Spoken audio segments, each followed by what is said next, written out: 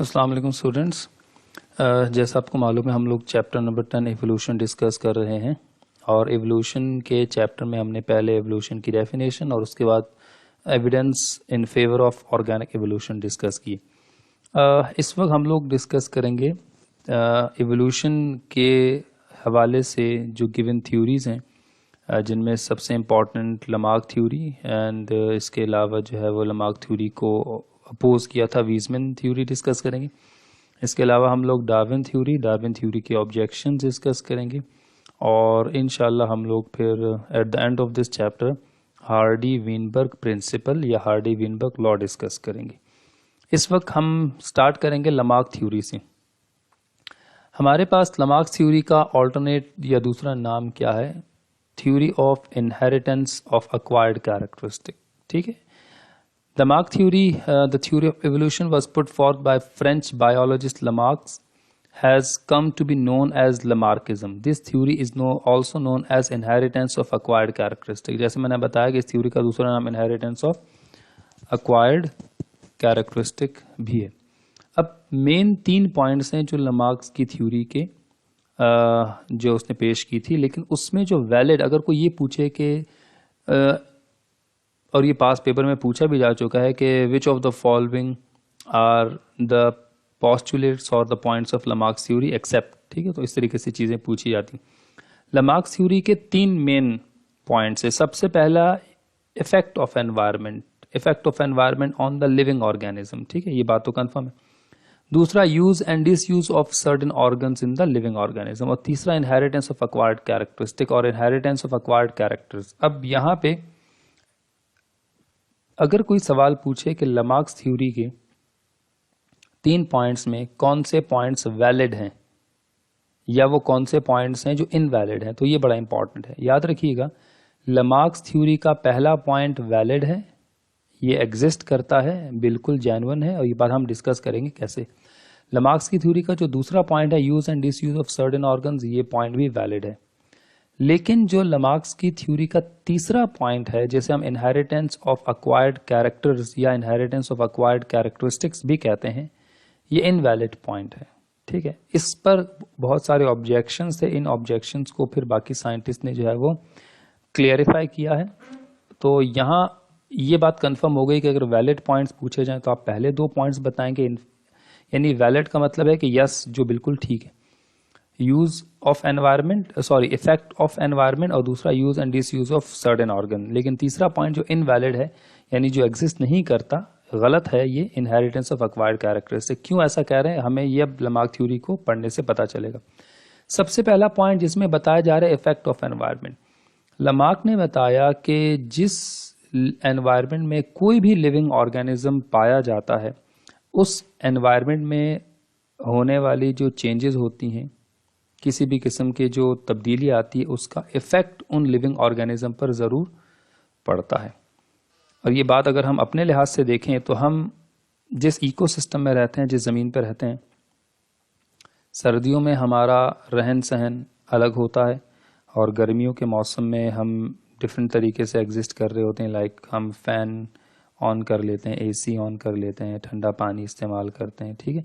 लेकिन गर्मियों में और सर्दियों में हम इसके बरक्स फ़ैन ऑफ कर देते हैं, हीटर यूज़ करते हैं, हम गर्म कपड़े पहनते हैं, तमाम चीज़ें।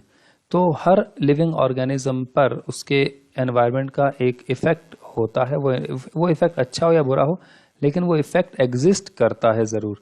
इस बात को समझाने के लिए हम इन तीनों पॉइंट्स को 1 बाय 1 डिस्कस करेंगे, जिनमें सबसे पहला पॉइंट है इफेक्ट ऑफ एनवायरनमेंट। ठीक है, अच्छा, according to Lamarck, when the living organisms live in a particular environment for a long period of time, it has a great influence on it. If a living organism migrates from one place to another place in a different environment, their needs and habitat are gradually changed. These changes may be the case of use and disuse of other organs. ठीक है, यानी living organism migrate भी करते हैं from one environment to another environment. अच्छा, अब migration की वजूहात भी होती हैं। जो माइग्रेशन करते हैं, मेन वजह होती है इनटेक ऑफ फूड। लाइक उन्हें अगर फूड अवेलेबिलिटी ना हो तो वो जाहिर सी बात है उस इलाके को छोड़ के दूसरे इलाके में चले जाते हैं। पानी अवेलेबल ना हो या कोई और थ्रेट हो उनको, तो वो माइग्रेशन करते हैं। अच्छा, अब लिविंग ऑर्गेनिज्म जिस इलाके में रहते हैं वो उनका अपना एक हैबिटेट कहलाया जाता है, लेकिन उसमें होने वाली चेंजेस का लिविंग ऑर्गेनिज्म पर एक डायरेक्ट इफेक्ट पड़ता है, ठीक है। और उससे ऑर्गेनिज्म या तो बॉडी ऑर्गन्स का यूज बढ़ा देते हैं या डिसयूज। इसमें एक एग्जांपल है जिराफ की। जिराफ के बारे में लमार्क का ख्याल ये था कि जिराफ जिस जगह रहते थे वहाँ ज़मीन पर मौजूद जो घास फूस थी, छोटे पौधे थे, वो सब ख़त्म हो गए। ओवर ग्रेजिंग की वजह से ख़त्म हो गए, ज़्यादा उन्हें जो है वो यूज़ कर लिया गया इसलिए ख़त्म हो गए, या किसी भी वजह से ख़त्म हो गए। तो ये एक चेंज आया एनवायरनमेंट में। एनवायरनमेंट में एक चेंज क्या आया कि जितने भी लोअर प्लांट्स थे, जितनी भी ग्रास थी, वो सारी की सारी ख़त्म हो गई। अब उस ज़मीन पर सिर्फ और सिर्फ टॉल प्लांट्स मौजूद थे। They have few metre height, ठीक है। अब ये है इफेक्ट ऑफ एनवायरनमेंट, यानी माहौल में एक बहुत बड़ा चेंज आया। और वो चेंज ये है कि जो सारे छोटे प्लांट्स थे, लोअर प्लांट्स और जो ग्रास वगैरह थी, वो सब तो ख़त्म हो गई। अब सिर्फ टॉल प्लांट्स रह गए। इस एनवायरमेंटल चेंज का जो इफेक्ट है वो डायरेक्टली उस माहौल में पाए जाने वाले एनिमल्स पर पड़ा, और उस माहौल में पाए जाने वाले एनिमल जिराफ का जिक्र किया गया। लमार्क ने बताया कि जिराफ उस ज़मीन पे जहाँ वो रहते थे, जहाँ छोटी घास फूस और पौधे ख़त्म हो गए, तो इस चेंज की वजह से जिराफ को मजबूर होना पड़ा कि उन्हें अपनी अगली टांगों और गर्दन का इस्तेमाल बढ़ाना पड़ा। यानी उन्हें दरख्तों के पत्ते खाने के लिए अपनी अगली टांगों और गर्दन को इस्तेमाल करना पड़ा, और दरख्तों के पत्ते जो है वो अपने लिए as a source of food इस्तेमाल करने लगे। इसका मतलब ये हुआ कि यहाँ पर अब दूसरा पॉइंट स्टार्ट हो गया है, यूज एंड डिसयूज, ठीक है। अच्छा, इसमें यूज क्या है? इसमें यूज है 4 लिम्स का, यानी अगली टांगों का, और साथ में गर्दन का। तो according to Lamarck, the continuous use of a part results in it being well developed. According to Lamarck, continuous use of a part results in it being well developed, and this use of a part over a long period of time results in its degeneration. Lamarck ने, अब ये example के लिहाज से जो हम बात कर रहे हैं वो भी यहाँ डिस्कस की गई। Lamarck ने बताया कि जब एनवायरनमेंट का कोई भी चेंज, एनवायरनमेंट में कोई भी तब्दीली आती है, उसका इफेक्ट ऑर्गेनिज्म पर यह पड़ता है कि या तो वो अपने बॉडी पार्ट्स का इस्तेमाल बढ़ा देते हैं जिससे बॉडी पार्ट्स वेल डेवलप हो जाते हैं, और या फिर वो अपने बॉडी पार्ट्स को इस्तेमाल नहीं करते। जब उनकी ज़रूरत नहीं होती तो वो क्या हो जाते हैं? डीजनरेट हो जाते हैं और एलिमिनेट हो जाते हैं। यहाँ एग्जाम्पल के तौर पे 3 एग्जाम्पल जिराफ, स्नेक्स और डक्स की एग्जाम्पल को डिस्कस किया गया है। हम 1 बाय 1 डिस्कस करेंगे। For example, giraffes were forced to extend their neck, यानी जिराफ मजबूर हुए कि वो अपनी गर्दन को स्ट्रेच करके और गर्दन बड़ी करके जो है वो उछल के दरख्तों के पत्ते खाने पर मजबूर हुए। क्यों हुए वो मैंने आपको वजह बता दी, क्योंकि ज़मीन की घास फूस और लोअर प्लांट्स ख़त्म हो गए थे। So giraffe were forced to extend their neck and stretch their legs, their 4 limbs, यानी अगली 2 टांगे, legs to reach higher vegetation over a period of time. ये लंबे अरसे तक उस जगह रहे और उन्होंने ये प्रोसेस किया। This result in every generation having a little longer neck and legs than the previous one. यानी इसमें इसकी वजह से जो जनरेशन आफ्टर जनरेशन चेंज आया वो ये कि, अच्छा ये बात तो कंफर्म हो गई ना कि बॉडी पार्ट्स को यूज करने से डेफिनेटली जब आप जिम जाते हैं तो जिम जाने के लिए अगर आप अपने आर्म्स की मदद से हैवी वेट उठाते हैं, ठीक है, तो उसका मतलब ये हो कि आप अपने मसल्स को कंटिन्यूस यूज करते हैं तो आपके मसल्स भी वेल डेवलप हो जाते हैं। ये बात तो कंफर्म है, यस ऐसा ही है। लेकिन अगर हम ये देखें कि आपके बॉडी पार्ट्स डेवलप हो रहे हैं, ठीक है, जिम जाते हैं डेवलप होते हैं। अगर जो जूडो कराटे सीखते हैं वो अपनी बोन्स का इस्तेमाल करते हैं, पहले वो छोटी छोटी चीज़ों पर बार बार स्ट्राइक करते हैं, उससे उनकी बोन्स वेल डेवलप हो जाती हैं। यानी कि बॉडी पार्ट्स को, बॉडी ऑर्गन्स को, अब जैसे हम एग्जांपल अगर स्टूडेंट्स की बात करें तो स्टूडेंट पूरे 12 महीने में सिर्फ 1 महीना होता है जिसमें अपने ब्रेन का यूज़ बढ़ा देते हैं, ठीक है, वो है पेपर्स के दिनों में। यानी पेपर्स जब स्टार्ट होते हैं तो वो जो है वो आर्ली बेसिस पे पढ़ाई शुरू कर देते हैं और 100 पेजेस या चलें 10 पेजेस को इतनी जल्दी मेमोराइज करना स्टार्ट कर देते हैं। और 11 महीने वो मिस यूज़ कर रहे होते ब्रेन्स का, ठीक है। तो इसका मतलब ये हुआ कि एनिमल्स ने अपने बॉडी पार्ट्स को यूज़ करना स्टार्ट। अच्छा, डिस यूज़ की क्या एग्जांपल है? डिस यूज़ की एग्जांपल है स्नेक्स, ठीक है। द स्नेक्स आर लिम्बलेस, नहीं है उनके ना 4 लिम्स है ना हाइंड लिम्स है। लमाक का ख्याल था कि इनिशियल फेजेस ऑफ लाइफ में जो स्नेक्स थे उनके लिम्स थे, बट फिर बाद में वो डीजनरेट हो गए। कैसे? It is because that their ancestors were lizard like when mammals appeared on earth, यानी पहले लिजर्ड लाइक थे स्नेक्स और क्लास रेप्टाइल से अभी भी बिलोंग करते हैं, बट एक्सेप्शनल केसेस में विदाउट लिम्स। तो हुआ ये कि जब मैमल्स ज़मीन पर डेवलप हुए तो मैमल्स चूँकि बड़े थे तो वो रेप्टाइल्स छोटे थे और मैमल्स अक्सर मैमल्स के पैरों के नीचे आके वो मर जाते थे। तो इस डर और इस खौफ से कि भाई वो उनके रहने की जगह कम पड़ गई थी, उन्होंने वो जो मैदानी इलाका है वो छोड़कर तंग गलियों में यानी ऐसी जगहों पर रहने लगे जहाँ पर उनको रेंग कर गुजरना पड़ता था, यानी वहाँ लिम्स का इस्तेमाल नहीं था। तो हुआ ये कि आहिस्ता आहिस्ता उनके लिम्स जो है ना वो डीजनरेट हो गए, यानी एनवायरमेंटल चेंज ने उन्हें फोर्स किया कि वो अपने लिम्स यूज़ ना करें और लंबे अरसे तक वो लिम्स यूज़ नहीं किया उन्होंने और आहिस्ता आहिस्ता वो डीजनरेट हो गए। When mammals appeared on earth these snakes were compelled to live in narrow caves, ठीक है। So they were crawling in this way, they did not use their limbs which were disappeared later on, बाद में disappear हो गए।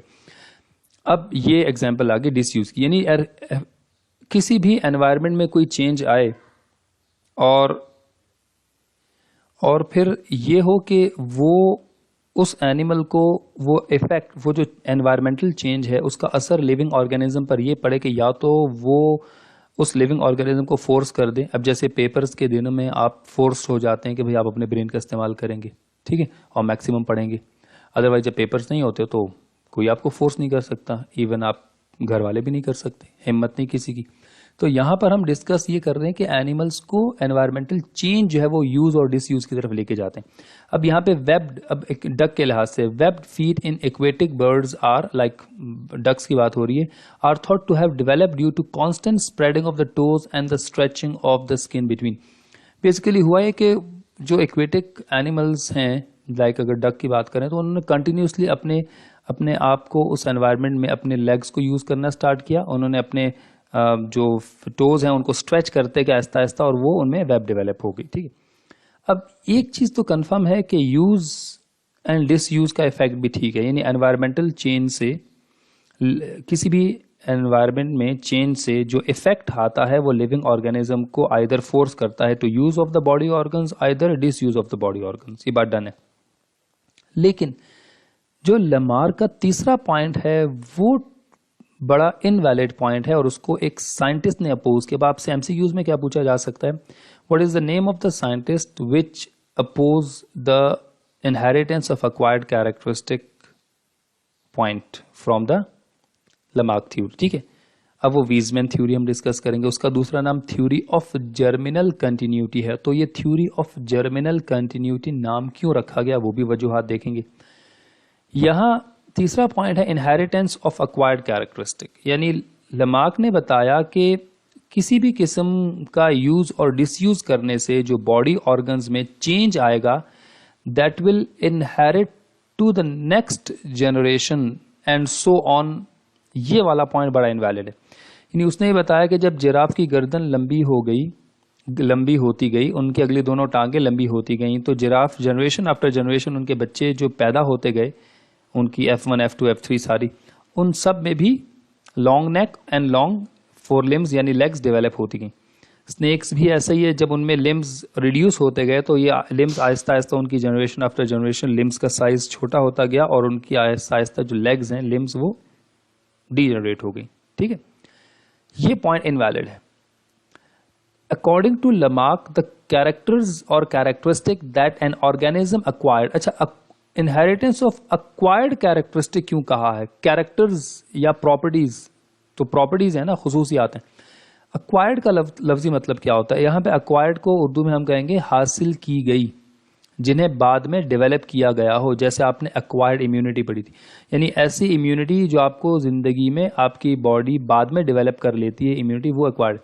यानी ये वो characteristic हैं जो एनिमल की बॉडी में उसकी पैदाइशी तौर पे उसके पास ये प्रॉपर्टीज नहीं होती, बाद में वो इन चीज़ों को, अच्छा पैदाइशी तौर पे तो all are the human beings they have their 4 limbs and their legs और एब्डोमेन है, बट 6 पैक ये तो हर एक का पैदाइशी कैरेक्टरिस्टिक नहीं है ना, 6 पैक होना, बाइसेप्स होना और सब थाइज जो है वो डेवलप हो जाए, तो ये तो आपने बाद में डेवलप की जिम ज्वाइन करके। अब इसका ये मतलब तो नहीं है ना कि आपने जिम ज्वाइन किया, आप अच्छे खासे मस्कुलर हो गए, आप जॉन सेना और आप सलमान खान है, तो उसका मतलब है कि जनरेशन आफ्टर जनरेशन जॉन सेना और सलमान खान ही पैदा हो रहे हैं, ऐसा कुछ नहीं है, ठीक है। अब यहाँ पे क्या बताया जा रहा है कि acquired due to a change in their environment such as long neck, web feet etcetera were passed on to the next generation. In this way evolution from simpler to complex forms took place.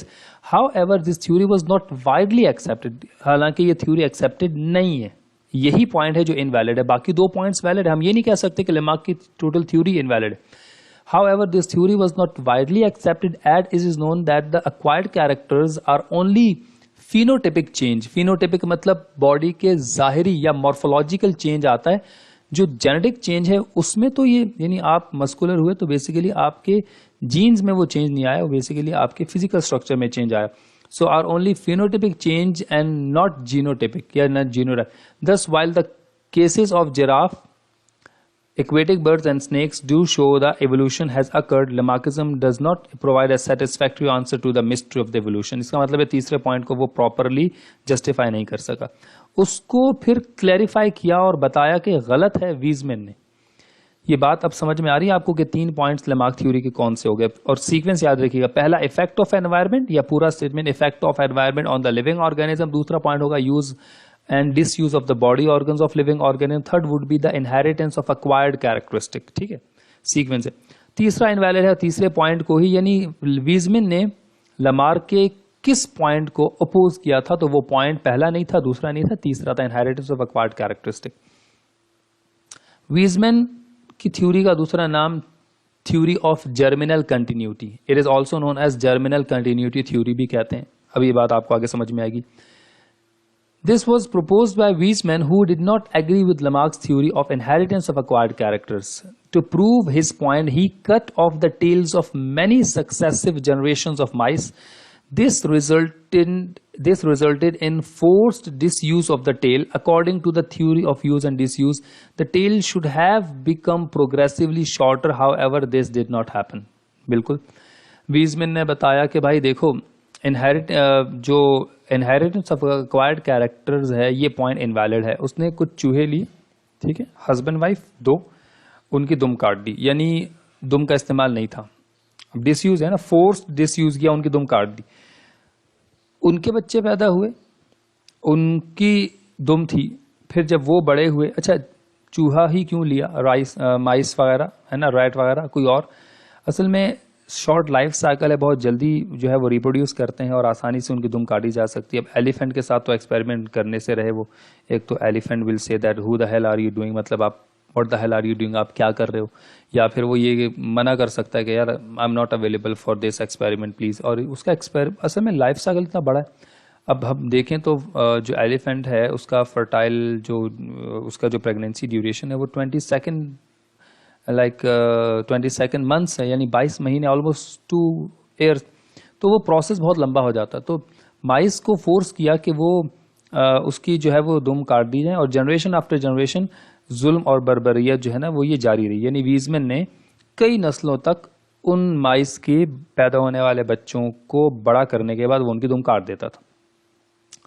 यानी कभी भी किसी generation में दुम कटे चूहे पैदा नहीं हुए। इसका मतलब है कि वीजमैन प्रूव दैट अब देखिए, according to Weismann the change affect only the somatic cells and did not affect the germ cells और द गैमीट्स। यानी जो चेंजेस उसने की थी, उन चेंजेस ने सिर्फ सोमैटिक सेल्स को, जो बॉडी के जर्म सेल्स के अलावा, उनको अफेक्ट किया था, but they did not affect the germ cells और the gametes. Only the change that affect the germ cell will be inherited by the successive generation. Weismann ने बताया, देखें 2 तरह के बॉडी सेल्स होते हैं, कुछ को हम कहते हैं सोमैटिक सेल्स, जो बॉडी के तमाम सेल्स होते हैं जिससे पूरी बॉडी बनी होती है, और कुछ होते हैं जर्म सेल जो गैमीट्स होते हैं। तो वीजमैन ने बताया कि any type of a change that will occurs in the somatic cells of the body will never pass on to the next generation unless until the change that has to be occurred in the germ cells. यानी इसकी example ये है कि अगर आप अपने cell phone की casing change करते हैं, आप उसके लिए एक नया पाउच खरीदते हैं, आप उसको एक बहुत ग्लोरीफाई करते हैं सेल फोन की, बट आपने सेल फोन के लिए एक नई केसिंग खरीद ली है ना, उसकी एक नई लुक आ गई, but it doesn't mean that the number have been changed. क्यों? Software have been change. बिल्कुल नहीं, अंदर से वो वही है. क्यों? क्योंकि इंटरनली आपने उसकी सिम को, उसके सॉफ्टवेयर में कोई चेंज नहीं किया, आपने उसकी फिजिकल स्ट्रक्चर को चेंज किया. तो it means that the change in the somatic cell will never pass on to the next generation unless the change that has to be occur in the germ cells. इसका मतलब है Weissman theory में हमने theory of germinal continuity या germinal continuity theory क्यों कहा? क्योंकि Weissman ने बताया कि जो चेंज आएगा अगली जनरेशन में वो तब तक नहीं आएगा जब तक वो चेंज उसके जर्म सेल्स में डेवलप ना हो, यानी कि बॉडी के फिजिकल स्ट्रक्चर में चेंज कभी अगली जनरेशन में पास नहीं होता. ये पॉइंट था वीजमैन थ्योरी का. तो ये बात आपको क्लियर होगी, लमार्क थ्योरी और उसके साथ उसको अपोज करने वाली और उसको क्लैरिफाई करने वाली वीजमैन थ्योरी. अब हम नेक्स्ट थ्योरी डिस्कस करेंगे, that's named as Darwin's theory. ठीक है, डार्विन थ्योरी से रिलेटेड एमसीक्यूज भी हैं जो इंशाल्लाह मैं प्रैक्टिस शीट जब दूंगा उसमें डिस्कस भी कर लेंगे, और बहुत आसान है जब आप इनको समझ लें. Darwin theory also known as theory of natural selection. ठीक है, अब ये क्यों कहते हैं उसकी वजह. Also known as theory of natural selection, the theory of natural selection was put forth by Charles Darwin in his book, और उसकी जो बुक है उसमें इसने थ्योरी पेश की, that is on the origin of species bye means of natural selection. अब एक बात बड़ी क्लियर है कि Darwin was not a Muslim, non Muslim था, बट डार्विन का बिलीव ये है, था भी, कि जो कुछ होता है लिविंग ऑर्गेनिज्म के साथ या उनकी एवोल्यूशन के साथ, उनकी चेंजेस के साथ, each and everything have been done by the nature. कुदरत ही रिस्पॉन्सिबल है हर काम के लिए. हम एज ए मुस्लिम, अगर डार्विन अगर मुस्लिम होता तो वो यही बोलता जो कुछ होता है वो अल्लाह की मर्जी से होता है. बेशक हम भी ये कहते हैं जो कुछ होता है वो अल्लाह की मर्जी से ही होता है. अल्लाह चाहे तो होगा, नहीं चाहे तो वो नहीं होगा. तो यहां पर डार्विन ने थ्योरी ऑफ नेचुरल सिलेक्शन कहा, क्योंकि डार्विन के मुताबिक नेचर क्या है? आसपास का माहौल, एनवायरमेंटल चेंजेस, ये सब कुछ. तो डार्विन ने बताया कि एनवायरमेंटल जो चेंजेस आती हैं वही डिसाइड करती हैं कि किस लिविंग ऑर्गेनिज्म को रहना है, इस दुनिया में एग्जिस्ट करना है, कौन एलिमिनेट हो जाएगा, और किसकी बॉडी में वेरिएशन आएंगी और वो पॉजिटिव होंगी, नेगेटिव, ये सब कुछ 5 पॉइंट्स हैं. और डार्विन थ्योरी के पोस्टुलेट 2014 और उसके बाद 2015 में लगातार 2 इयर्स में एक ही एमसीक्यूज को रिपीट किया गया, थोड़ा सा मॉडिफाई करके. इसका मतलब ये है कि डार्विन थ्योरी में जो पॉइंट्स हैं उन पॉइंट्स को याद रखना और उनकी सीक्वेंस को समझना ज़रूरी है, क्योंकि इन पॉइंट्स को आपके सामने बड़ा इलेबोरेट करके लिखा जाता है और फिर उनकी सीक्वेंस आपसे पूछी जाती है, यानी शफलिंग कर दी जाती है, और फिर आपसे कहा जाता है कि डार्विन थ्योरी के पॉइंट्स को जो है वो सीक्वेंस में बताएं, ऑप्शन क्या होगा. यानी 10 पॉइंट, अब हमारे पास तो मेन 5 पॉइंट्स हैं ना, इनको और इलेबोरेट करके उनको और डिवाइड कर दिया जाता है. तो इसमें मैं 2 या 3 ऐसे की वर्ड्स हैं जिनको फाइंड आउट करके आप आसानी से जो है ना एमसीक्यूज अपने सॉल्व कर सकते हैं इंशाल्लाह.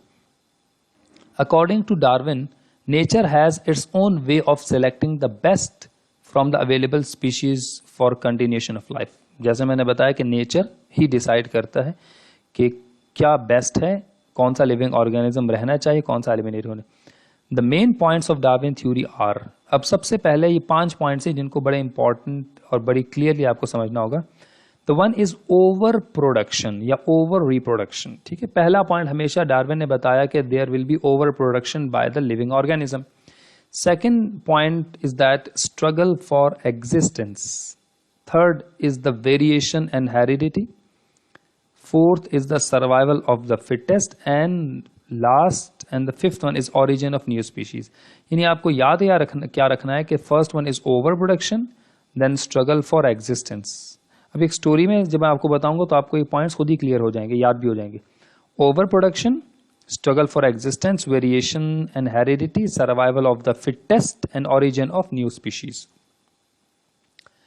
डार्विन ने अपने पहले पॉइंट में क्या बताया, वो ये पॉइंट था कि हर लिविंग ऑर्गेनिज्म, अब ये बड़ा इंपॉर्टेंट है, हर लिविंग ऑर्गेनिज्म का रिप्रोडक्शन रेट डिसाइड है, फिक्स्ड है, और जो कि अल्लाह की तरफ से नेचर में डिसाइड करे। और इसका एक फॉर्मूला है, अगर एनिमल्स का साइज छोटा है they have a fast reproduction rate, और अगर एनिमल का साइज बड़ा है they have a very slow reproduction rate. ये भी नेचर ने डिसाइड किया हुआ है, रिप्रोडक्शन रेट ऑल्टर नहीं होता, कन्फिक्स्ड होता है। Living organism is fertile, yes, they have a very fast process of reproduction. If they are smaller, in case they increase their number rapidly, it helps to adjust their existence in that environment. Some examples of overproduction are as follows. Codfish produces 5 to 7 million eggs in a season. एक season में, reproduction season में, एक कॉडफिश जो है 5 to 7 million यानी कि 50 से 50 lakh to 70 lakh eggs will produce by a single codfish. ठीक है। अ कॉमन फ्लाई लाइक जो हाउस फ्लाइज वगैरह हैं, they lay eggs 6 times in every summer. हर गर्मी के मौसम में मक्खियां इतनी ज्यादा क्यों हो जाती हैं? क्योंकि each female fly will lay 120 eggs. ठीक है, and these are about 120 in number. ठीक है। अब इसका मतलब क्या हुआ कि दे हैव, अच्छा ये जो रिप्रोडक्शन रेट है ये इतना फास्ट, ये इसके आगे भी लिखा है एग्जांपल, अ स्टारफिश ले 1 मिलियन एग्स इन 1 ईयर। ठीक है। अच्छा, लिविंग ऑर्गेनिज्म का इतना फास्ट जो रिप्रोडक्शन रेट है, और ये जो लिविंग ऑर्गेनिज्म है particularly they are smaller in size, they are smaller in size. ये बात कुछ इस तरह है कि हर लिविंग ऑर्गेनिज्म जिसे अपनी नस्ल को, अपनी स्पीशी को एग्जिस्ट करना है और एक्सटिंक्ट होने से, उसे खत्म होने से बचाना है, उसे अपना रिप्रोडक्शन रेट बढ़ाना पड़ेगा। क्योंकि 7 मिलियन, ठीक है, अगर 7 मिलियन एग्स ले करती हैं कॉडफिश, एक कॉडफिश, उन 7 मिलियन में से भी बहुत कम ऐसे होते हैं जो फर्टिलाइज हो पाए। यानी half of the, let's suppose half of the eggs will be destroyed and only 4 millions or 3.5 millions have been fertilized. उन 3.5 millions में से भी बहुत सारे ऐसे होते हैं जिन एग्स को बाकी एनिमल्स इस्तेमाल कर लेते, खा जाते हैं। करते करते उन 7 मिलियन में से मुश्किल से अगर हम ये कहें कि हाफ ऑफ द मिलियंस भी अगर प्रॉपर ग्रोथ करके बड़ी हो जाएं, तो ये भी एक अच्छी जो है ना वो डेवलपमेंट होती है। इसका मतलब ये है कि smaller the size the more will be the reproduction rate. Flies के बारे में आप डिस्कस करें, हमने आपसे पूछा आप क्या कर रहे हैं, तो आपने कहा सर कुछ नहीं, मक्खियां मार रहे हैं। इट मीन्स दैट फारे वक्त में आप भी मक्खियां मारते हैं, सबसे बड़े दुश्मन आप हैं मक्खियों के। इसके अलावा हर एक जानी दुश्मन है मक्खियों का, यानी फ्रॉग को मिल जाए, लिजर्ड्स को मिल जाए, बर्ड्स नहीं छोड़ती मक्खियों को। कहने का मतलब ये है कि इतने नंबर ऑफ फ्लाइज हैं, यानी अगर एक साल में एक ही या 2 फ्लाइज प्रोड्यूस होती तो उसका मतलब है उनकी डेथ रेट ज्यादा है और उनका रिप्रोडक्शन रेट कम है। तो उसका मतलब है एक वक्त आएगा कि उनकी नस्ल खत्म हो जाएगी। तो फास्ट रिप्रोडक्शन रेट का फायदा ये होता है कि तुम कितनी मक्खियां मारोगे, हर घर से मक्खी निकलेगी। ऐसा ही है ना, यानी आप उसमें जितनी स्पीड से प्रीडेटर्स उस एनिमल का शिकार करते हैं, वो उसकी ट्वाइस और थ्राइस रफ्तार से जो है ना वो उसकी पैदा हो रहे हैं। तो इसका मतलब है उनकी स्पीशीज एग्जिस्ट करेंगी, वो नॉकआउट नहीं होंगी, इस इकोसिस्टम का हिस्सा बनी रहेंगी। लेकिन अगर साइज बहुत बड़ा है, एलिफेंट की बात कर लें आप, ठीक है, तो एलिफेंट का कोई प्रीडेटर है ही नहीं। यानी एलिफेंट अगर मरेगा तो या तो वो बीमार होके मरेगा या फिर किसी एक्सीडेंट की वजह से, यानी उसका कोई नेचुरल प्रीडेटर है नहीं। हम ये नहीं कह सकते कि उसको जो है वो एक एनिमल है जो उसको, यानी शेर भी उसको सुबह और शाम 2 दफा सलाम करके जाता है, तो वो एलिफेंट को आसानी से बल्कि उसको शिकार करते नहीं।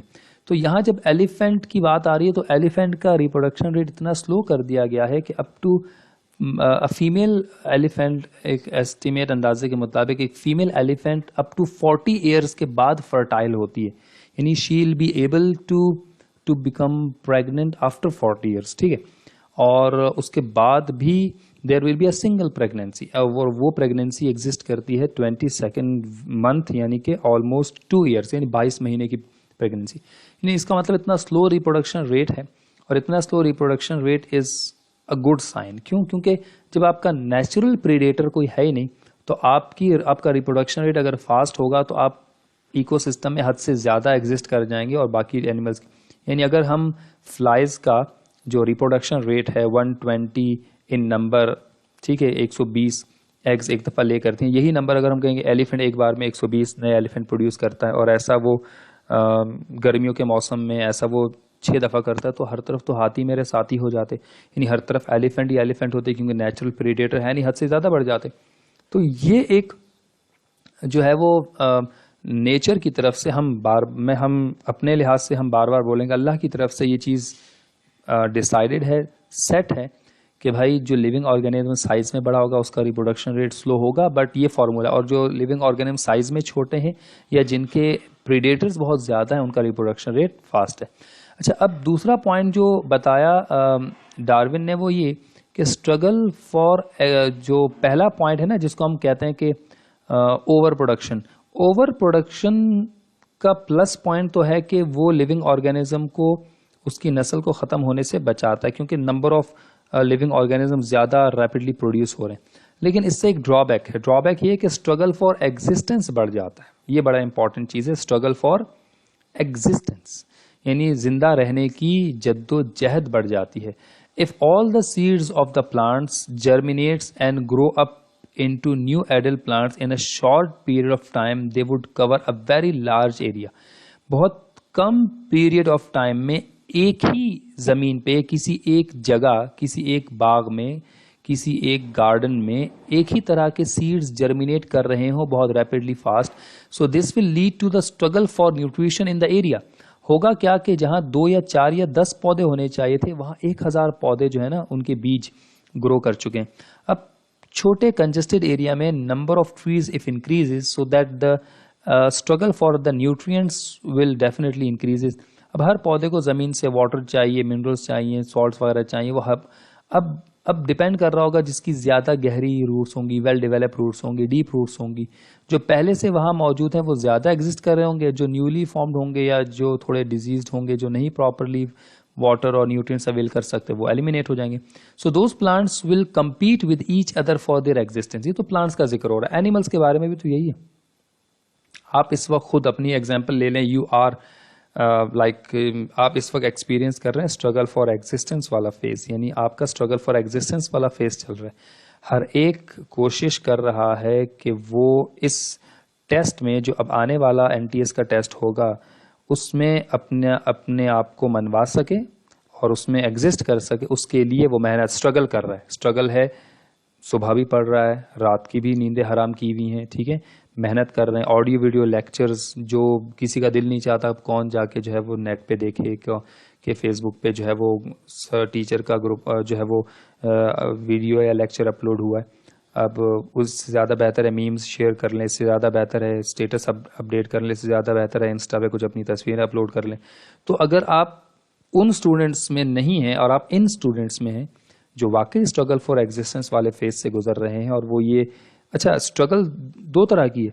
स्ट्रगल ये है कि आप डिटर्मिन है और आप वाकई चाहते हैं कि मैं, और एक आपसे परसेप्शन दे रहे हैं कि हाँ हम देख रहे हैं, बस हाँ हो रहा है, सब कुछ चल रहा है। तो स्ट्रगल फॉर एग्जिस्टेंस का फेज जो है वो बड़ा इंपॉर्टेंट। अब देखें, इतनी ज़्यादा कंजेस्टेड पॉपुलेशन है और एक सीट पर, एक मेडिकल कॉलेज की किसी एक एडमिशन के लिए there will be number of 20 to 25 students का आपस में कंपटीशन है। सो इतना compete करने के लिए आपको अपने आप को एग्जिस्ट करने के लिए स्ट्रगल तो करनी है, और स्ट्रगल क्या है? मेहनत है, पढ़ाई है, उसमें दिन है, उसमें रात है, आप हर टाइम लगे हुए मेहनत कर रहे हैं। तो ये चीज़ तो ज़रूरी है, और इसका क्या मतलब है कि जो मेहनत कर रहा होगा डेफिनेटली वही जो है सर्वाइव भी कर पाएगा। अब यहाँ पर हमारे पास struggle may be of 3 types. अब ये बड़ी इंपॉर्टेंट है कि स्ट्रगल फॉर एग्जिस्टेंस की 3 टाइप्स है, इंट्रास्पेसिफिक, इंटरस्पेसिफिक और environmental. Intraspecific would be a struggle for existence between similar kind of species, same kind of species, ठीक है। एग्जाम्पल बताता हूँ। Intra specific between similar species, inter specific with different species, struggle between different kind of species. Environmental struggle is the struggle against the severe climatic conditions such as light, temperature, rain, etc. अब अगर आप अपनी बात करें, आपका अपने भाई अपने कज़न के साथ अपनी सिस्टर के साथ जो है कंपटीशन है, और कंपटीशन ये है कि भाई आपको भी एमबीबीएस में एडमिशन लेना है और उनको भी लेना है. अब compete कर रहे हैं, ठीक है, आप मेहनत कर रहे हैं, वो भी मेहनत कर रहा है या कर रही है, तो ये with in the same species की बात कर ले. चलें, ये हम सेम फैमिली की बात कर लें. इंटर मतलब आपका किसी दूसरे स्टूडेंट से जिसको आप जानते नहीं है, जो गुलशन का है, जो किसी दूसरी जगह का है, वो भी उसी दिन टेस्ट देने आएगा, ठीक है, तो आपका उससे भी कॉम्पीट कर रहे हैं. Intra specific with in the same species, inter specific between different species. Environmental struggle क्या हो सकता है? एनवायरमेंटल स्ट्रगल है जिस दिन आप टेस्ट के लिए जा रहे हैं, अल्लाह ना करे आंधी तूफान तेज बारिश हो रही हो, बट आपको पहुंचना तो है, टेस्ट तो देना है सबको, तो वो एनवायरमेंटल स्ट्रगल है. वहां पहुंच के पता ये चला कि एक लाइन में 4 से 5 इन्वेजिलेटर्स घूम रहे हैं, और ज़्यादा टफ एनवायरनमेंट हो गया, यहाँ से वहाँ देख भी नहीं सकते, ये भी एनवायरमेंटल स्ट्रगल है. यानी आपका आपस में कंपटीशन प्लस आपका एनवायरनमेंट के साथ स्ट्रगल, एनवायरमेंटल स्ट्रगल, ये तीनों स्ट्रगल फॉर एग्जिस्टेंस में आते हैं. देखें, दो animals like there are 2 dogs, और उनके आपस में एक बोटी को लेकर लड़ाई हो गई और एक दूसरे के साथ स्नैचिंग कर रहे हैं, तो वो सिमिलर स्पीशीज है, इंट्रा स्पेसिफिक है. एक डॉग और देयर इज अनदर, लाइक आप कह सकते हैं फॉक्स और एनी अदर एनिमल, जिनके आपस में एक पीस ऑफ मीट को लेकर जो है ना वो एक लड़ाई हो रही है, तो इंटर स्पेसिफिक हो गया. लेकिन एक डॉग है और उसके आसपास जो है ना कोई दूसरा जो है कॉम्पिटिटर नहीं है, उसके सामने एक पीस ऑफ मीट, एक गोश्त का एक टुकड़ा पड़ा हुआ है, लेकिन इतनी शदीद सर्दी है कि वो जो पीस ऑफ मीट है दैट बिकम फ्रोजन, कड़क हो गया, सख्त हो गया, पत्थर हो गया. तो अब इसका मतलब एनवायरमेंटल स्ट्रगल आ गया, यहाँ पर वो उसको फिर भी नहीं खा सकता. तो ये चीज़ें स्ट्रगल फॉर एग्जिस्टेंस में आती. अच्छा, स्ट्रगल फॉर एग्जिस्टेंस में याद रखिएगा, जो हेल्दी होगा, जो कॉम्पिटेंट होगा, जिसमें विल है कुछ कर दिखाने की, वो एग्जिस्ट करेगा.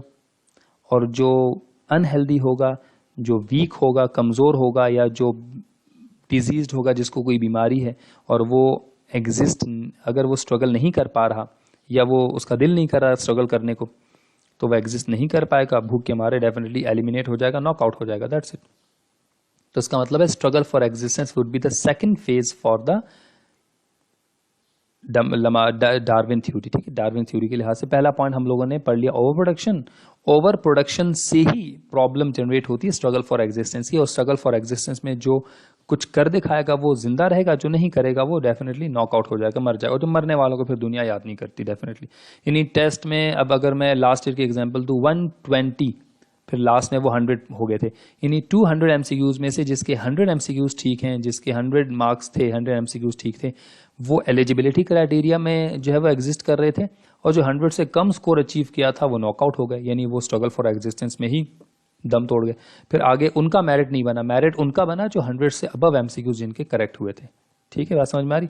और जिनके माशाल्लाह 180 170 एमसीक्यूज 160 150 अबव हुए थे, वो तो फिर मेरिट में बने, उनका फिर नाम भी आया. तो यानी वो स्ट्रगल फॉर एग्जिस्टेंस में सबसे टॉप पे थे. इंशाल्लाह अल्लाह करे कि आप सबका भी इसी फेज में जब आप आगे बढ़ रहे हो तो आपका एक एडमिशन प्रोसेस जो है वो कंटिन्यू हो. Next one, third point is the variation and heredity. ठीक है, डार्विन ने बताया कि जब living organism struggle for existence के फेज से गुजरते हैं तो उसमें जो हेल्दी होते हैं, जो कॉम्पिटेंट होते हैं, जिनमें कोई डिजीज या कोई बीमारी नहीं होती, उनके अंदर वेरिएशंस डेवलप हो जाती हैं. अब ये बड़ा इंपॉर्टेंट, आगे जाके एक ड्रॉबैक भी पढ़ेंगे. डार्विन ने ये नहीं बताया कि वो वेरिएशंस कहाँ से और कैसे आती हैं, बट उसने कहा कि वेरिएशंस आती हैं. तो असल में ये ड्रॉबैक वाला पॉइंट भी आप इसको आगे जाके समझेंगे. All organisms show variation in their size, shape, colour, physiology and habit. ठीक है, those individuals who show suitable variations. अब ये सूटेबल वेरिएशन को हम फेवरेबल वेरिएशंस कह सकते हैं, बताता हूँ क्यों. Variations will continue to exist and reproduce, while those which show unfavorable conditions will be eliminated. Darwin ने बताया कि जो living organism struggle for existence के फेज से गुजर जाते हैं, फिर वो वेरिएशंस वाले फेज में आते हैं. डार्विन ने कहा कि लिविंग ऑर्गेनिज्म में वेरिएशंस दो तरह की होती हैं, पॉजिटिव वेरिएशंस भी होती हैं और नेगेटिव वेरिएशंस भी होती हैं. जो पॉजिटिव वेरिएशंस होती हैं वो फेवरेबल कहलाई जाती हैं, नेगेटिव वेरिएशंस अनफेवरेबल वेरिएशंस कहलाई जाती हैं। अब पॉजिटिव वेरिएशंस हमेशा इनहेरिट होती हैं, अगली जनरेशन में पास ऑन होती हैं। नेगेटिव वेरिएशन जो है ना वो लिविंग ऑर्गेनिज्म को की जो प्रॉपर्टीज हैं उसको इनहेरिट नहीं कर पाती। मैं ज़रा इसके एग्जांपल दे दूं। सोच दो तरह की होती है, एक होती है मस्बत जिसको कहते हैं पॉजिटिव थिंकिंग, पॉजिटिव थॉट्स, और एक होती है नेगेटिव, मनफी। ठीक है, दो तरह की थॉट्स होती हैं, सोच दो तरह की होती है, कुछ होती है पॉजिटिव, कुछ होती है नेगेटिव। एक एग्जांपल दे दूं। स्टूडेंट्स दो हैं और दोनों स्टूडेंट्स को टीचर ने कुछ इंपॉर्टेंट टॉपिक्स बताए एज ए गेस्ट पेपर और उनसे कहा कि आप ये टॉपिक देख लीजिए, इससे आपका पेपर अच्छा हो जाएगा। अब दोनों स्टूडेंट्स ने टीचर से वो गेस्ट पेपर लिया और उसके अंदर उस पूरे गेस्ट पेपर को ऑब्जर्व किया, उसमें क्वेश्चन पॉइंट्स या जो टॉपिक थे वो देखें। एक स्टूडेंट वो है जिसको ये टॉपिक बहुत ज़्यादा लगे और उसने जब उन टॉपिक्स को देखा तो उसे लगा कि टीचर ने तो सभी दे दिया भाई, इसमें तो इक्का दुक्का टॉपिक ही कम किए हैं, ये तो बहुत ज़्यादा है, मुझसे तो नहीं हो पाएगा। अब ये सोच पॉजिटिव तो नहीं है, यानी टीचर ने आपको सिलेक्टिव टॉपिक्स दिए और आप वो सिलेक्टिव टॉपिक्स भी नहीं करना चाहते, आप उन सिलेक्टिव को भी मज़ीद उसका भी हाफ करना चाहते हैं। यानी एक स्टूडेंट वो जिसने उन टॉपिक्स को भी मज़ीद हाफ किया, उनमें इनी मीनी करके अपने लिए कुछ सिलेक्टिव टॉपिक्स ले लिए कि भाई ये कर लूँगा, अल्लाह मालिक आगे देख लिया जाएगा। तो ये कोई पॉजिटिव थिंकिंग तो है नहीं, नेगेटिव सोच है। और एक स्टूडेंट वो है जिसको लगा कि टीचर ने जो मुझे दिया वो सिलेक्टिव है और मुझे लगता है कि मुझे सब कर लेना चाहिए, पूरी बुक कर लेनी चाहिए, कहीं ऐसा ना हो कि एक अनसर्टेन सिचुएशन बन जाए और एक ऐसा पेपर आ जाए जो इम्पॉर्टेंट टॉपिक से ना हो या उनके अलावा हटकर भी आए, तो फिर उस वक्त जो है ना मेरे लिए प्रॉब्लम हो जाएगी। तो उस ऐसे स्टूडेंट ने सोचा कि मैं टीचर की गेस्ट पेपर के साथ बाकी पूरी बुक एक साथ कर लेता हूँ, डजंट मैटर, मैं पढ़ लूँगा या मैं पढ़ लूँगी क्योंकि मेरा ही फ़ायदा है। तो ये पॉजिटिव सोच, आइडियल सोच है ये।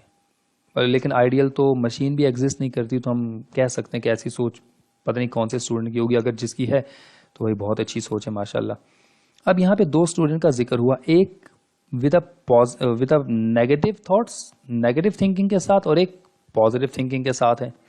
लेकिन आपको क्या लगता है कि दोनों का रिजल्ट सेम आएगा? बिल्कुल नहीं। दोनों में से रिजल्ट सेम उसका हो, रिजल्ट अच्छा उसका आएगा जो पॉजिटिव थॉट के साथ है। जो नेगेटिव थॉट के साथ है उसका सिर्फ थॉट्स की वजह से रिजल्ट नेगेटिव नहीं आएगा, उसका अगला फेज भी तो है। ये अब मैं जरा समझा दूं। वेरिएशन इन हेरिडिटी के साथ आप टॉपिक समझ लीजिए सर्वाइवल ऑफ द फिटेस्ट का। अब उसी एग्जाम्पल को मैं कंटिन्यू करता हूं। वो जो दो स्टूडेंट हैं जिसमें एक की नेगेटिव थिंकिंग थी और एक स्टूडेंट जिसकी पॉजिटिव थिंकिंग थी, दोनों अपनी उस थिंकिंग को, अपने उस प्लान को लेकर चले। एक ने सिलेक्टिव टॉपिक्स का हाफ करके और भी रिड्यूस कर दिया, हम इसको नेगेटिव थिंकिंग कह रहे हैं, और एक ने उन सिलेक्टिव टॉपिक को और एम्पलीफाई करके उसमें पूरी बुक ही याद कर ली, ये पॉजिटिव थिंकिंग है। अब जब दोनों पेपर में गए और पेपर उनका शुरू हुआ तो टॉपिक अनयूजुअल, यानी यूं समझे जो टीचर के गेस्ट पेपर थे उसमें से भी और उसके अलावा भी बहुत सारे टॉपिक आए। अब टीचर के वो टॉपिक जो स्टूडेंट ने छोड़ दिए थे, यानी उसने इनी मीनी किए थे नेगेटिव थिंकिंग वाला, इत्तेफाक से वही टॉपिक आए, इत्तेफाक से सारे वही टॉपिक आए। और कुछ टॉपिक बुक में से भी जो टीचर ने नहीं दिए थे एज ए इम्पॉर्टेंट, वो भी आ गए। अब वो जो पहला स्टूडेंट था विद अ नेगेटिव थिंकिंग, उसके तो आंसू निकल आए। क्यों? क्योंकि उसको मालूम हो चुका है कि मैं जिस सोच के साथ, मैं जिस थॉट के साथ इस पेपर को अटेम्प्ट करने आया हूं, वो थॉट, वो थिंकिंग मुझे ले डूबी, अब मुझसे तो कुछ हो ही नहीं रहा। और दूसरा स्टूडेंट, उसकी भी आंखों में आंसू, लेकिन वो आंसू खुशी के आंसू। वो ये सोच रहा है भाई मुझे तो सभी आता है, मैं छोड़ूं तो क्या छोड़ूं, ये तो मुझे पूरा पेपर ही आता है। यानी अब ये बात आपको समझ में आई कि पॉजिटिव थिंकिंग आपको कहां लेकर जा सकती है, नेगेटिव थिंकिंग आपको कहां लेकर जा सकती है। यानी अब हम ये कहेंगे कि पेपर देकर जब वो दोनों स्टूडेंट्स बाहर आएंगे तो वो जो पॉजिटिव थिंकिंग वाला है, हम उसे एक टाइटल देंगे, हम उसे एक हार पहनाएंगे और हम कहेंगे यस ही और she has survival of fittest, यानी हम उसको एक टाइटल देंगे सर्वाइवल ऑफ फिटेस्ट का। सर्वाइवल ऑफ फिटेस्ट, यानी आपने अपने आप को इस तरीके से मॉडिफाई कर लिया था अपनी पॉजिटिव थिंकिंग की मदद से कि हालात जैसे भी हुए, पेपर जिस तरह से घूम फिर के आ गया भी, आपको फर्क नहीं पड़ा, क्योंकि आप उस बुरे वक्त के लिए अपने आप को पहले से तैयार कर चुके थे। यानी आप हैं सर्वाइवल ऑफ फिटेस्ट, आपको हमने हार पहनाया। और जो दूसरे साहब निकले जो अपनी नेगेटिव थिंकिंग की वजह से अपना पेपर और अपना फ्यूचर बर्बाद कर बैठे, हम उन्हें भी हार पहनाएंगे, वो होगा सर्वाइवल ऑफ फिटेमू। यानी हम उन्हें हार पहनाएंगे सर्वाइवल ऑफ फिटेमू का। यानी आपने अपनी नेगेटिव थिंकिंग की वजह से अपने फ्यूचर को बर्बाद कर दिया, और आपने जो है वो अपना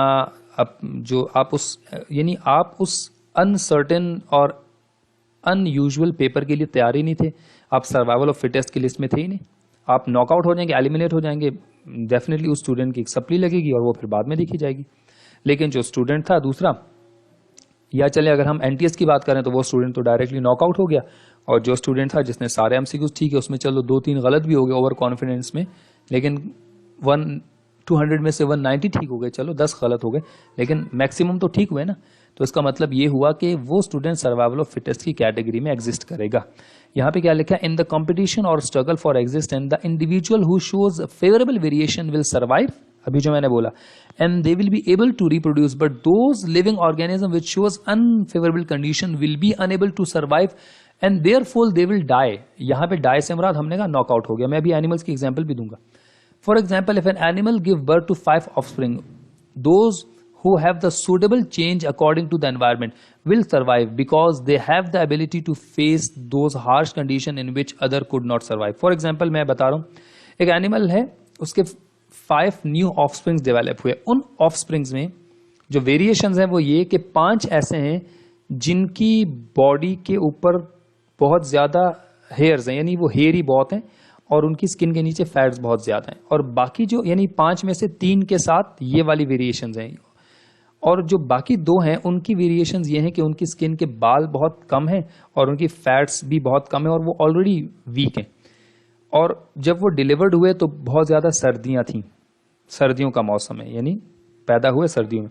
अब इसका मतलब ये है कि ये जो वेरिएशंस हैं with a fats below skin and with the hairs on the skin, ये पॉजिटिव वेरिएशंस है, क्योंकि सर्दियों में तो यही चीज़ बचा सकती है आपको। और बाकी जो 2 एनिमल्स हैं जिनमें हेयर्स नहीं थे स्किन के ऊपर और फैट्स नहीं थे और वो ऑलरेडी कमज़ोर थे, वो सर्दियां जब गुजरेंगी तो वो 2 सर्वाइवल ऑफ फिटेस्ट में नहीं आएंगे, वो 2 नॉकआउट हो जाएंगे। बाकी जो 3 हैं दे विल एग्जिस्ट, और अगले सीजन तक भी वो नॉकआउट नहीं होंगे, जिंदा रहेंगे। यानी ये हो गया सर्वाइवल ऑफ द फिटेस्ट। अब इसकी एग्जाम्पल मैं अक्सर स्टूडेंट को ये भी बताता हूँ ऑन अ लाइटर मोड, शायद आपको ये बात भी क्लिक कर जाए। अगर आप मरी जाने के लिए मरी जा रही हैं, आपको दिसंबर में मरी जाने का शौक हुआ और आपने कहा हमें तो जाना है। अब 2 स्टूडेंट्स हैं, उनका ख्याल है कि हमें जाना चाहिए और वहाँ की बर्फ़बारी देखनी चाहिए। एक की थिंकिंग ये है कि मुझे अपने सारे जो स्वेटर हैं, गर्म कपड़े हैं और मेरे सारे के सारे जो जैकेट्स हैं वो उठा लूँ। दूसरी ने सोचा कि सारे के सारे लॉन के सूट उठा लूँ, अच्छे अच्छे डिज़ाइन वाले, जिनकी यानी फैशन की पड़ी हुई है। अब आपका पहली स्टूडेंट की थॉट तो बिल्कुल पॉजिटिव है, दूसरी स्टूडेंट की थॉट आपको तो नहीं लगता, यानी मरी जाने के लिए वो जिस तरीके से मरी जा रही हैं वो मर ही जाएंगी वैसे तो वहाँ जाके। क्यों? क्योंकि जो उनका डिसीजन है, जो उन्होंने सिलेक्ट किया है अपने लिए, अपने आप को वहाँ एग्जिस्ट करने के लिए, वही गलत है। जब वो वहाँ जाएंगे, इत्तेफाक से सर्दी बहुत ज़्यादा हो गई, शदीद वाली, -10 डिग्री सेल्सियस टेम्परेचर हो गया, बर्फबारी हो गई, तो जिसके पास पहले से ऑलरेडी गर्म कपड़े सब कुछ मौजूद हैं वो एग्जिस्ट कर सकते हैं, इवन -20 -30 क्यों ना हो जाए। और जो लॉन के सूट के साथ, जो लॉन के प्रिंट्स के साथ गई हैं, वो वही प्रिंट हो जाएंगी, यानी वापसी पे आपको सिर्फ वही नज़र आएंगी जो पॉजिटिव थिंकिंग के साथ गई थी। जो नेगेटिव थिंकिंग के साथ है वो तो नॉकआउट हो गया ना, यही बात हुई ना। तो यहाँ हमने सर्वाइवल ऑफ फिटेस्ट को समझा, और फाइनली हमारे पास लास्ट वन है ऑरिजिन ऑफ न्यू स्पीशीज। अच्छा, ऑरिजिन ऑफ न्यू स्पीशीज क्या होगा? अब मुझे बताएं, जो स्टूडेंट टेस्ट क्लियर करके बाहर आएगा उसी को एडमिशन मिलेगा, वो एमबीबीएस करेगा, फाइनली उसको डिग्री मिलेगी एमबीबीएस की, और फिर वही इस काबिल होगा कि वो यानी मुल्क और कौम की जो भाग दौड़ है वो संभाले, और वो जो है ना टू सर्व द ह्यूमैनिटी कर सके, वही करेगा ना। लेकिन जो ऑलरेडी नॉकआउट हो गया है, जो एलिमिनेट हो गया है, जो एडमिशन ही नहीं हुआ जिसका, डेफिनेटली हम उससे तो अपनी अगली जनरेशन की ट्रीटमेंट या हम लोग जो है उससे तो इलाज नहीं करवाएंगे। हम ये तो नहीं कहेंगे भाई इसको जाके दिखा दो, ये भी आपको ठीक कर देगा, वो आपको ठीक ही कर देगा, ठीक नहीं कर सकता आपको, समझ रहे हैं आप। तो ऑरिजिन ऑफ न्यू स्पीशीज का मतलब ये है कि अब जो सर्वाइवल ऑफ फिटेस्ट में जिंदा रह गए, उनमें जो वेरिएशंस थी वही जनरेशन आफ्टर जनरेशन अगली जो है वो पास ऑन होती जाएंगी। लेकिन जो सर्वाइवल ऑफ फिटेस्ट में पूरे नहीं आए, जो मर गए, उनको तो कोई पूछेगा भी नहीं ना, तो वो नॉकआउट हो जाएंगे। Variations of inherited genes are responsible for the development of new character in their offspring. The better genes will be able to transfer into the next generation which are more suitable to the environment, to that environment. बिल्कुल ठीक है। अब आप इसके example you भी देख सकते हैं। देखें, लमार्क ने जो कहा था ना, उस बात को थोड़ा सा घुमा फिरा के डार्विन ने भी कुछ वैसी बात की थी, लेकिन डार्विन ने चूंकि लॉजिकल बात की तो जरा ज्यादा हजम भी हो रही है। डार्विन ने बताया कि जिराफ छोटे भी थे और बड़े भी थे। तो फिर लोगों ने पूछा कि भाई जब जिराफ छोटी हाइट के भी थे, बड़ी हाइट के भी थे, तो फिर छोटी हाइट वाले कहाँ चले गए, बड़ी हाइट वाले तो अभी भी हैं। तो डार्विन ने बताया कि असल में हुआ ये कि जो एनवायरमेंटल चेंजेस आई ना, उससे सर्वाइवल ऑफ फिटेस्ट या स्ट्रगल फॉर एग्जिस्टेंस जो है वो फिनोमेना डेवलप हो गया, बल्कि सर्वाइवल ऑफ फिटेस्ट वाला फिनोमेना डेवलप हुआ। यानी हुआ ये कि जो बड़ी गर्दन वाले थे, अगर ज़मीन की घास फूस ख़त्म हो गई, ज़मीन पे मौजूद छोटे पौधे ख़त्म हो गए, तो बड़ी गर्दन वालों को फ़र्क ही नहीं पड़ता, क्योंकि वो झुककर तो खा सकते थे, वो गर्दन बड़ी करके ऊपर के पत्ते भी पौधों के खा सकते थे और वो खाते रहे। यानी घास फूस ख़त्म होने का उन पर कोई असर ही नहीं पड़ा, क्योंकि वो सर्वाइवल ऑफ फिटेस्ट वाला पॉइंट पूरा उन पे वो पूरा उतरते थे। बिकॉज लॉन्ग नेक का एडवांटेज ये था कि वो दरख्तों के पत्ते खा सकते थे, तो उन्होंने खाया और वो जिंदा रहे। छोटी गर्दन वाले जिराफ चूंकि और कितना उछल के वो दरख्तों के पत्ते खा लेते, जाहिर सी बात है दरख्तों के नीचे के पत्ते खत्म हो जाते, ऊपर के पत्ते तो वो नहीं पहुंच सकते थे। तो हुआ ये कि वो छोटी गर्दन वाले भूख से और खाना ना मिलने की वजह से मर गए। तो ये सर्वाइवल ऑफ फिटेस्ट था कि उस बुरे माहौल में लंबी गर्दन वालों को एक फ़ायदा हुआ कि ज़मीन पे मौजूद घास फूस ना मिली, तो उन्होंने दरख्तों के पत्ते खा के गुजारा किया। लेकिन जो छोटी गर्दन वाले थे उनके पास ये एडवांटेज नहीं था और वो नॉकआउट हो गए। तो यहाँ सर्वाइवल ऑफ फिटेस्ट में हमारे पास जो बड़ी गर्दन वाले हैं वो जिराफ आज भी हमें नज़र आते हैं, लेकिन जो छोटी गर्दन वाले हैं वो अब किस्सा पारीना बन चुके हैं, यानी they are now become fossils, और अब वो हमें नज़र नहीं आते। और अब ऑरिजिन ऑफ न्यू स्पीशीज का मतलब है अब बड़ी गर्दन वाली जनरेशन आफ्टर जनरेशन जो है ना जिराफ हमें नज़र आते हैं जब उनके न्यू ऑफस्प्रिंग डेवलप होते हैं। तो ये था 5 पॉइंट्स। पहला ओवर प्रोडक्शन, डार्विन थ्योरी का, जिसे हम थ्योरी ऑफ नेचुरल सिलेक्शन कहते हैं। ओवर प्रोडक्शन के अलावा दूसरा पॉइंट ये था उसका survival of struggle for existence. पहला पॉइंट ओवर प्रोडक्शन, दूसरा स्ट्रगल फॉर एग्जिस्टेंस, तीसरा पॉइंट था वेरिएशन इन हेरिडिटी, चौथा पॉइंट था सर्वाइवल ऑफ द फिटेस्ट। ठीक है, सर्वाइवल ऑफ द फिटेस्ट। उसके बाद 5वां पॉइंट था ओरिजिन ऑफ न्यू स्पीशीज। तो over production, struggle for existence, इसके अलावा आपके पास जो है वो variation in heredity, survival of the fittest and origin of new species. Now we have to discuss with some objections on Darwin's theory. ठीक है, ऑब्जेक्शन डार्विन थ्योरी की क्या है वो हम डिस्कस कर लेते हैं। पहला ऑब्जेक्शन ये था कि Darwin explains that the principle cause of origin of species variations. ठीक है, बिल्कुल, वेरिएशंस ही जो है ना वो मेन कॉज है ओरिजिन ऑफ स्पीशीज या जो न्यू स्पीशीज है उनकी, वेरिएशन ही से न्यू कैरेक्टर है। But it is not confirm that these small variations accumulate to certain extent that it may change into a new species।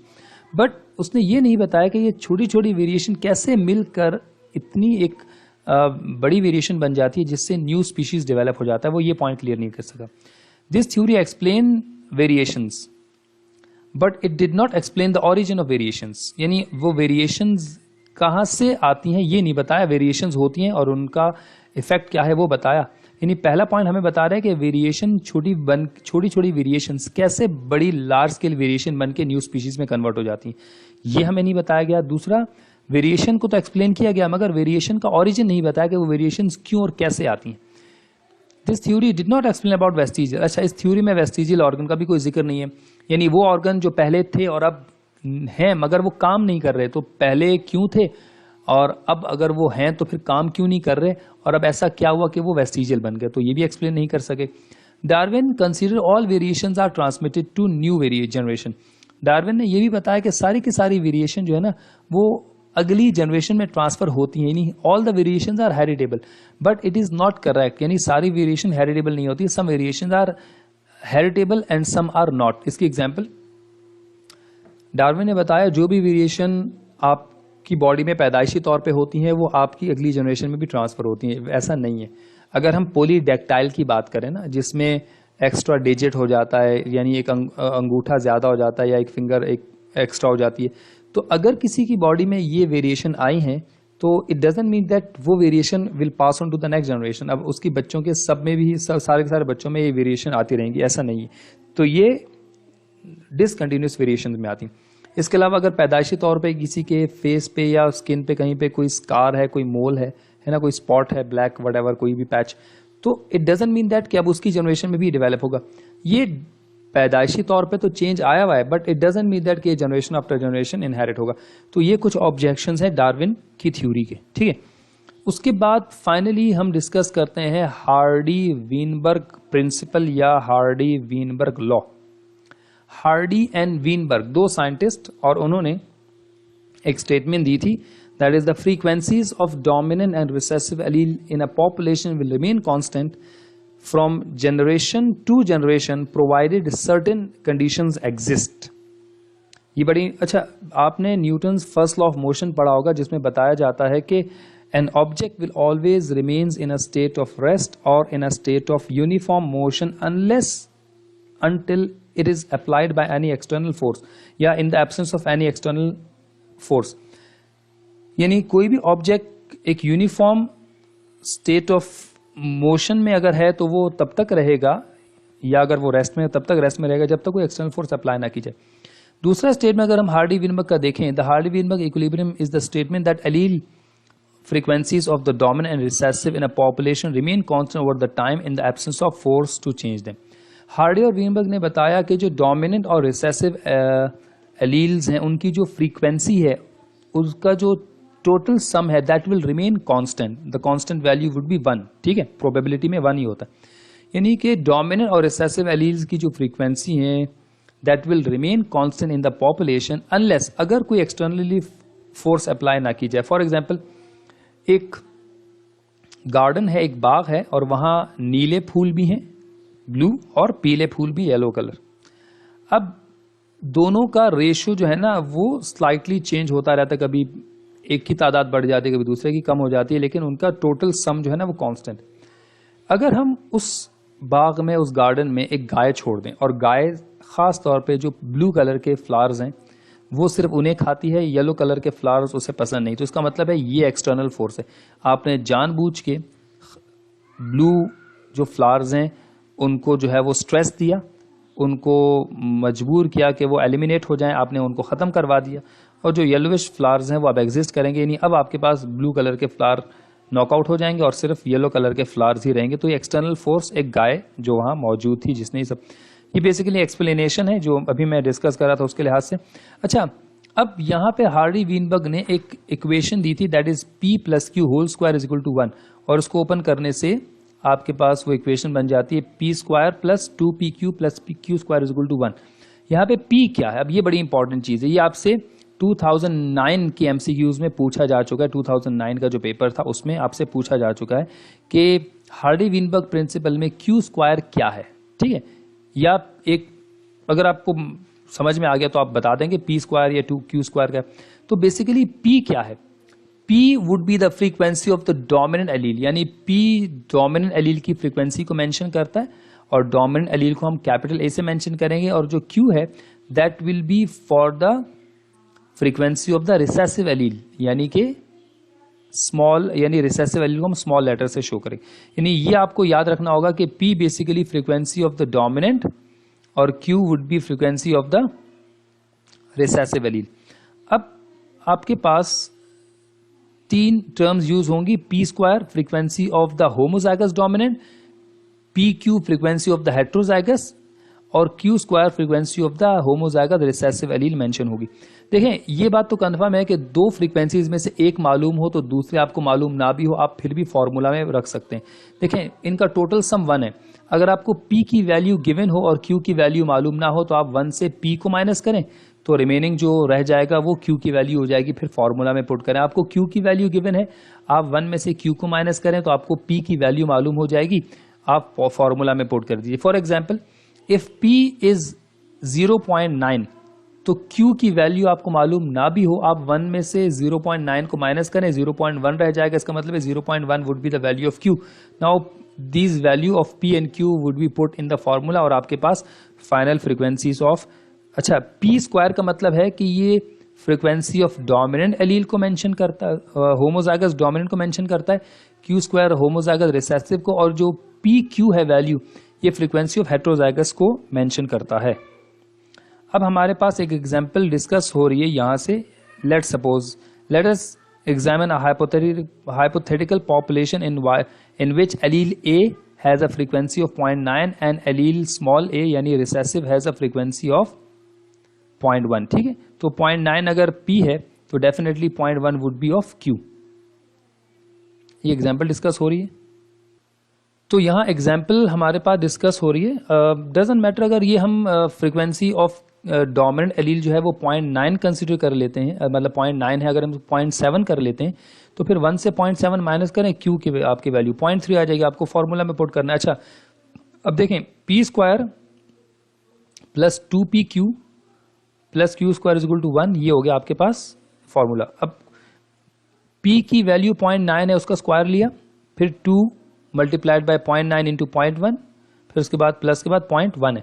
अच्छा 0.1 का स्क्वायर, अब इनको ओपन किया तो इससे आपके पास जो वैल्यू आई वो बेसिकली 0.81 है। ठीक है, अच्छा इससे आपके पास क्या वैल्यू आई 0.18, मल्टीप्लाई 2 को मल्टीप्लाई किया 0.9 से, फिर मल्टीप्लाई किया 0.1 से, और जब आप इसकी बात करते हैं 0.1 का स्क्वायर लिया आपने तो दैट विल बी 0.01। ठीक है, दिस वन। तो इसका मतलब क्या हुआ, इसका मतलब ये हुआ कि अब आपके पास 3 अलग अलग फ्रीक्वेंसीज आ गई हैं। कैसे, ये जो 0.81 है it will be the answer for the P square. इसका मतलब है इट इज द फ्रीक्वेंसी, यहां पे लिखा हुआ है P square is equal to the frequency of the individual और डबल A मतलब it will be the frequency of homozygous dominant. Frequency of homozygous dominant 0.81। ये जो Q स्क्वायर है दिस वन, ये जो वैल्यू आई है Q स्क्वायर से, that will be the frequency of individual small a मतलब it will be the frequency of homozygous recessive allele 0.18। फिर ये जो 2PQ है it is the frequency of the individual A यानी it is the frequency of the heterozygous condition जिसमें एक dominant और इसका एक रिसेसिव एलील। अब आप तीनों का 0.81, 0.18, 0.01 को प्लस करते हैं, that will be the total of 1। इसका मतलब है कि यस अगर आपका इनका टोटल सम 1 के बराबर आता है विच इज कांस्टेंट, तो इट मींस दैट आपकी कैलकुलेशन बिल्कुल ठीक है। यह है हार्डी-वीनबर्ग प्रिंसिपल या जिसको हार्डी-वीनबर्ग लॉ कहते हैं। तो स्टूडेंट इंशाल्लाह इसी चैप्टर से रिलेटेड कुछ MCQs as a practice sheet में आपसे डिस्कस करूंगा। पास पेपर के भी एमसीक्यूज हो सकते हैं वो, या इसके अलावा भी हैं। तो होपफुली आपको ये चैप्टर जो है वो समझ में आ चुका होगा। Thank you students.